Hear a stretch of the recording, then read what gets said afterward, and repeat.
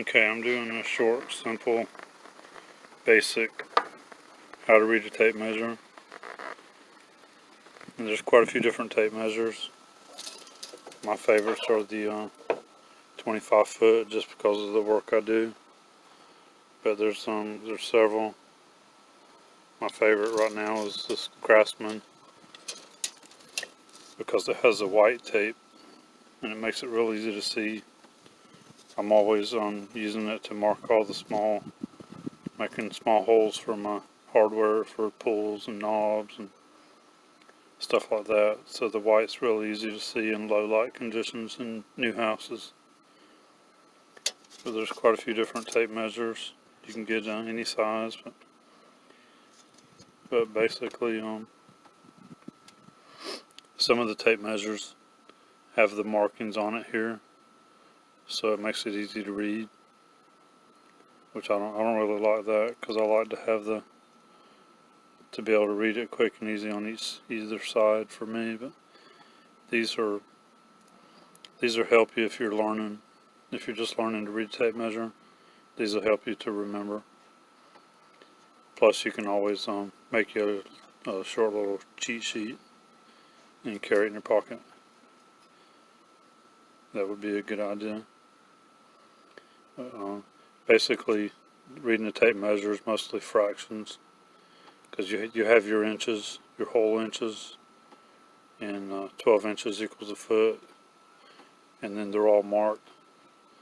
Once you get to 12 inches, you got 1 foot, and then it goes on from there. Once you get to 24 inches, it's marked at 2 foot. All these red marks, like at 16 inches, and then it goes to 32 and 48, is for studs. And you can tell that, see the foot is marked in the black. So you got 1 foot, 2 foot, 3 foot. You also have tape measures like this that are soft and pliable. Those are for fabric. A lot of people use them for fabric and stuff like that. They're good for fishing, things like that too. But basically I was wanting to do a real short, basic video here. The every inch is broken down into 16ths. So every mark here represents a 16th. So you have 1/16, and then it goes, instead of 2/16, it goes to 1/8, and then 3/16, and instead of 4/16, you have a quarter. So it's basically all fractions.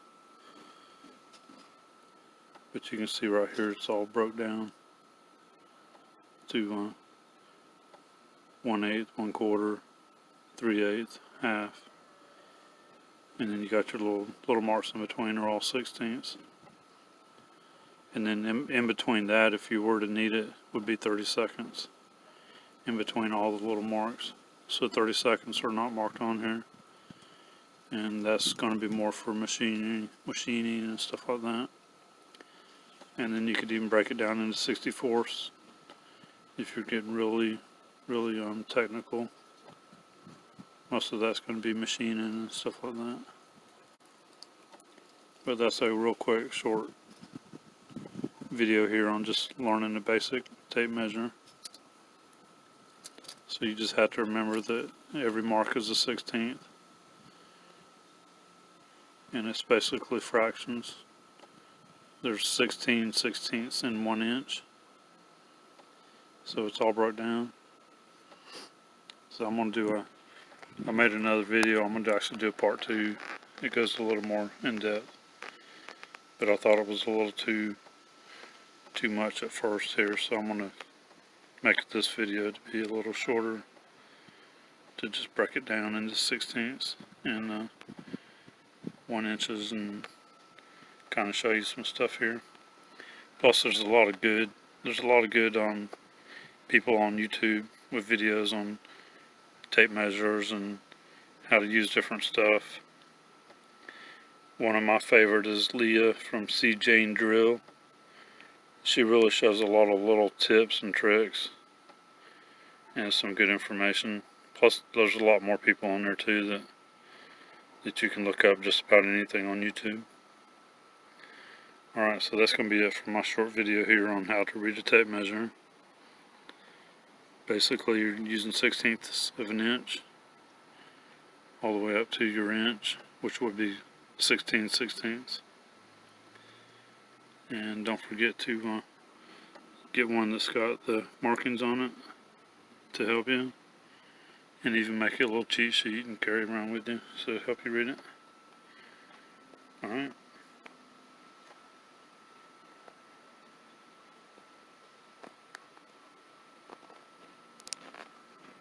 Okay, I want to throw this in there too while I'm thinking about it. This little piece on the end of the tape measure, it moves. It's for when you hook onto something, or if you put your tape measure up against something. That's got a little play in it. It allows so you get your correct measurement. They're all made like that. All the tape measures are made like that. And the wider tape measures, like this one's a 1 inch. It's made so it doesn't just bend.